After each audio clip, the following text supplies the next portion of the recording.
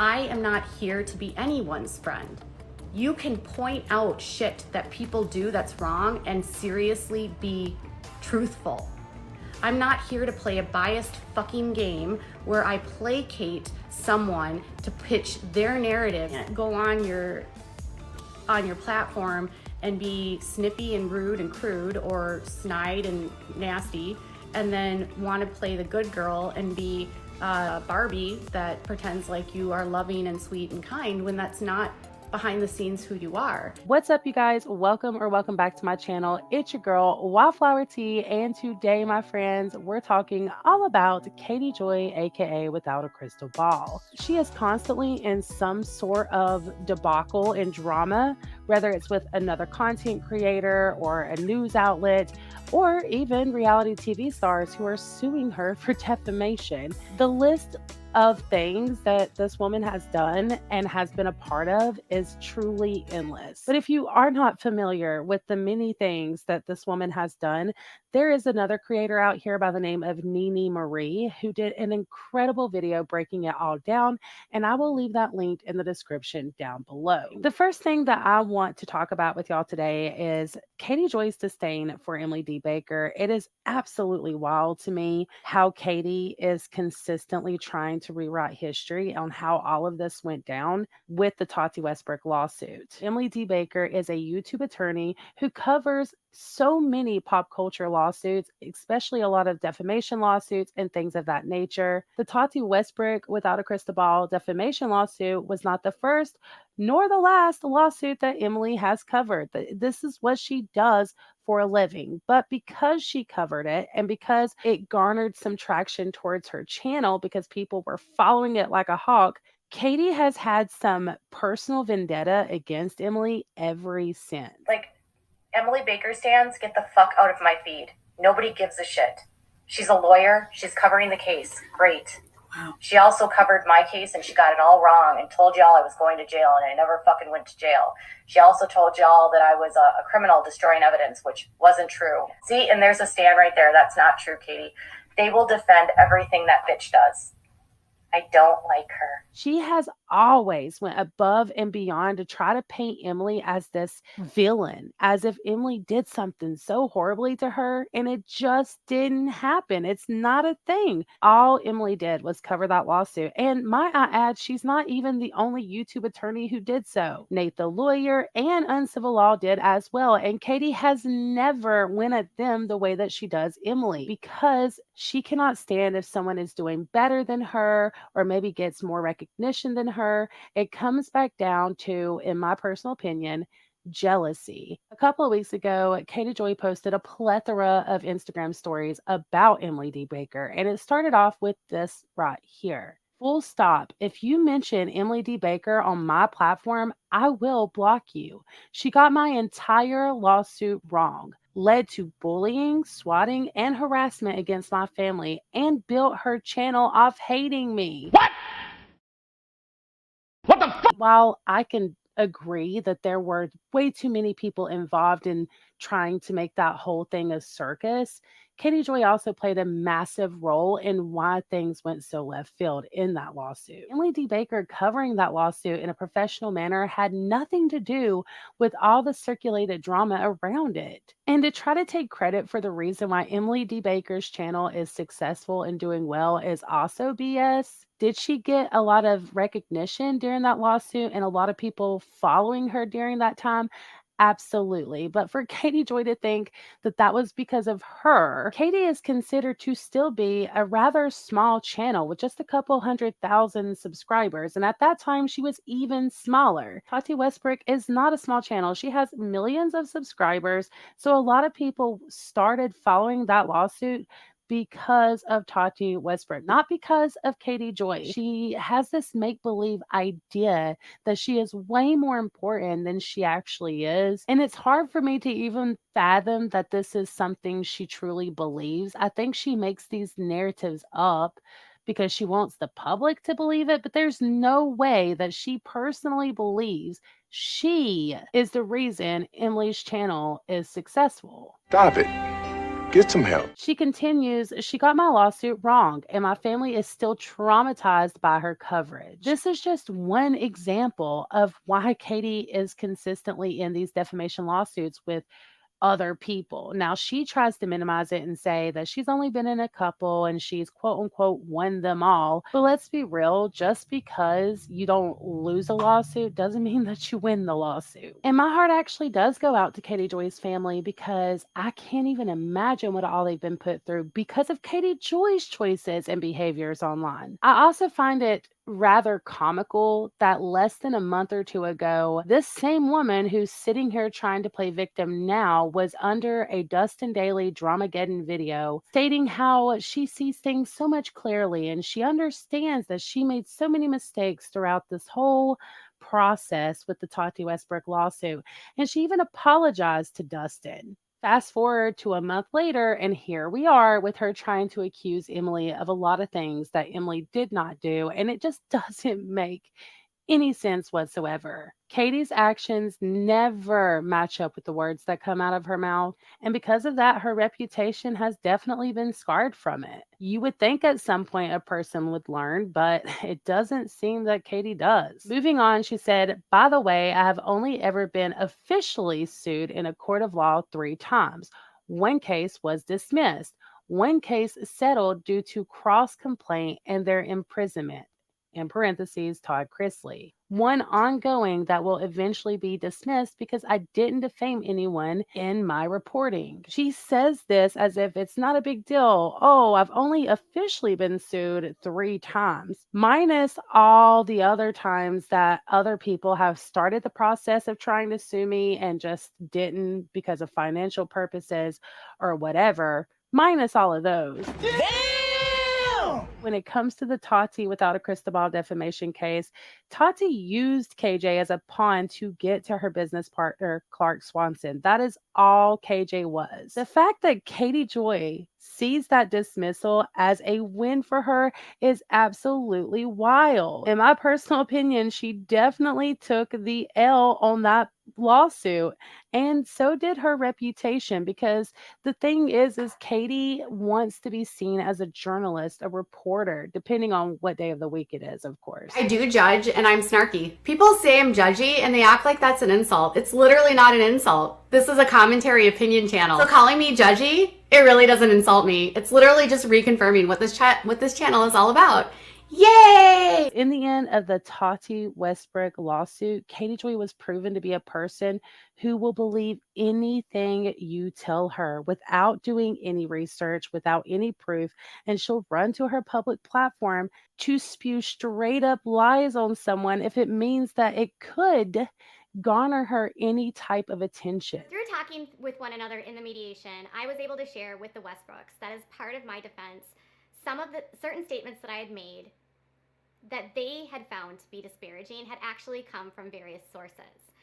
In the mediation, I also learned that I learned information from them that actually led me to believe that several of these sources had manipulated me into publishing disparaging statements about the Westbrooks for their own purposes and to otherwise cause harm to the Westbrooks.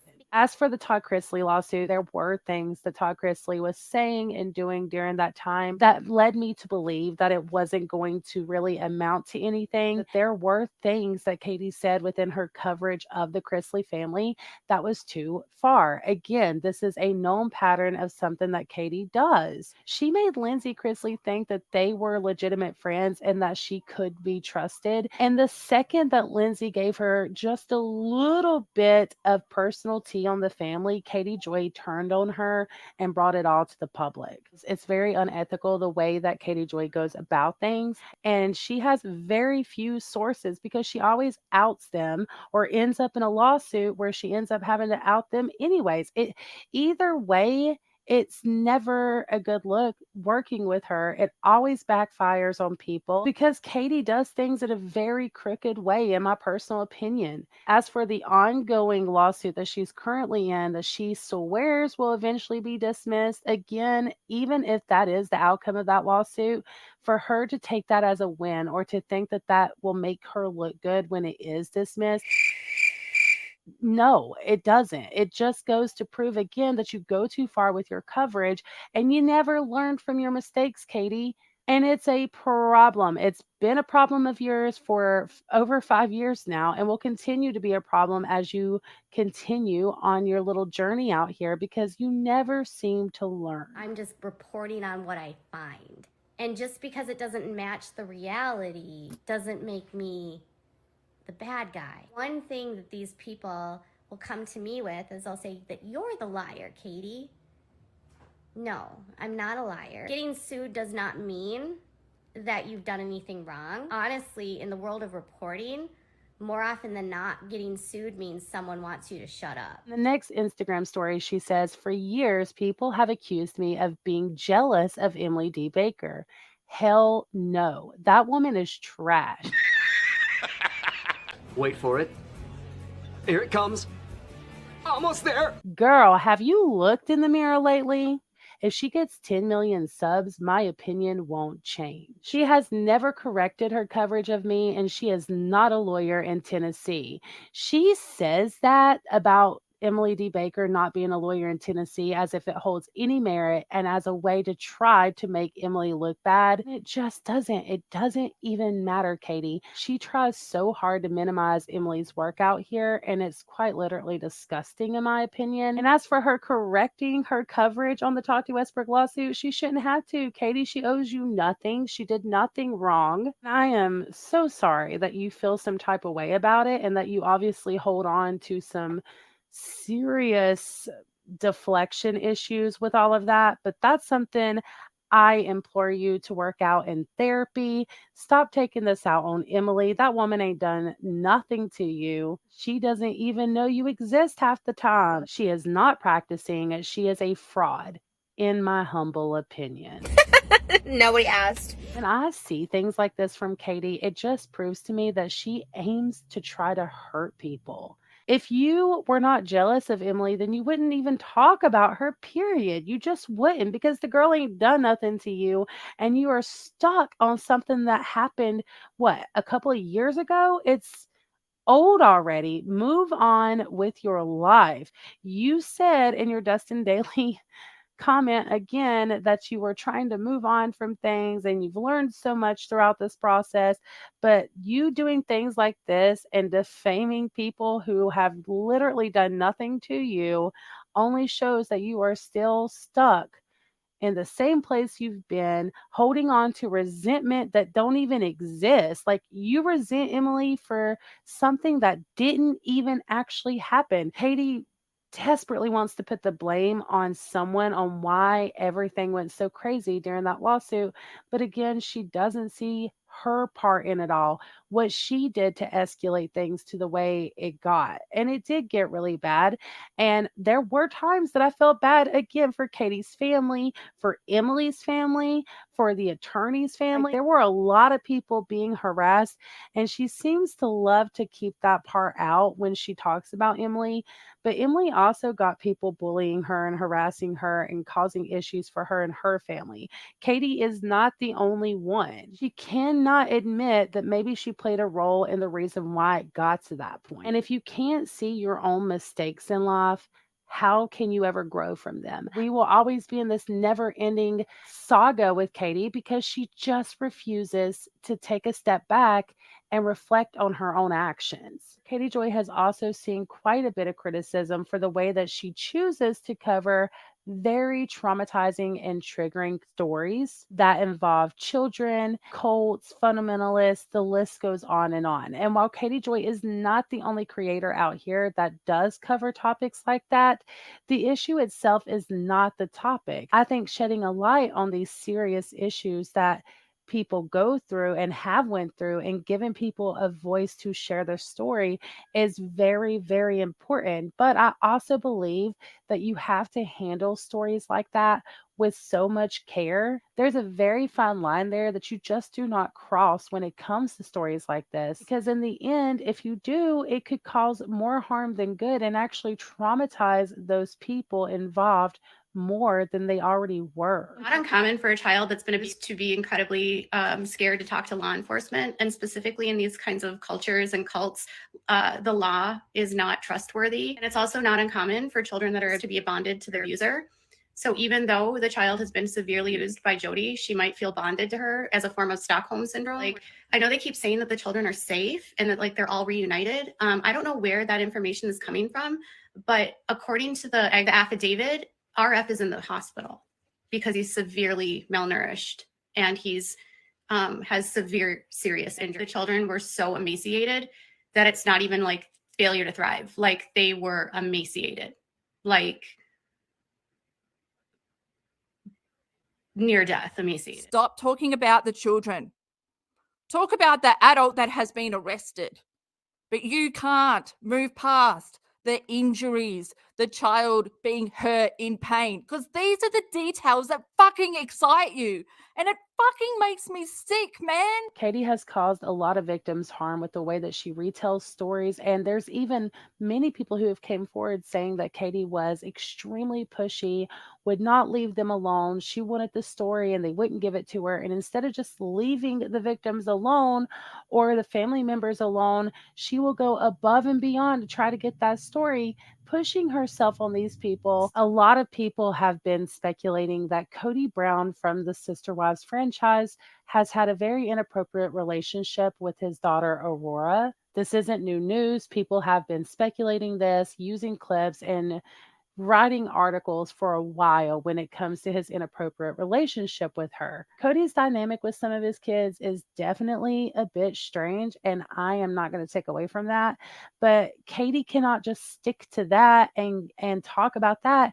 She has to speculate and make it so much worse. Her brain, her mind goes to the most disgusting places, and she finds a way to twist these sick narratives and put it out, and it's too far. And this is an example of that. It's a picture that Katie Joy shared on social media of a clip of Kody and Aurora. And she did a whole video on this as well. All of this will be linked down below so you guys can do your own research, gather your own opinions. But you can see she subtitled it saying Kody licks his lips after checking out Aurora from behind. This is utterly disgusting, Katie. The fact that you think that this is entertainment or that you share this as if it's a fact, it's all disgusting. But for you to come to a public platform, pick something apart that deeply and put such serious allegations against someone, it's sick, Katie. She just goes above and beyond to speculate some of the nastiest things about these people.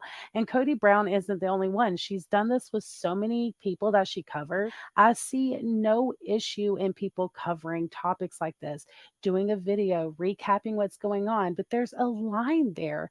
And Katie just consistently goes over that line time and time again. The main takeaway here is that Katie just really doesn't learn anything. She makes the same mistake over and over. And because of that, I think we're going to continue seeing her in different lawsuits because you just cannot go that far and say some of the things that she says and expect to be respected or for people not to take you for defamation. As we have said before, defamation is really hard to win, but that doesn't mean that people can't take you to court for it. And she's going to end up truly bankrupt. I would love to hear y'all's thoughts and opinions on everything that we discussed today. Let me know what you think in the comments down below. Also, before you go, please consider hitting that like button and subscribing. That way you are notified of all of my future content. I appreciate you all to the moon and stars. And until my next one, bye y'all.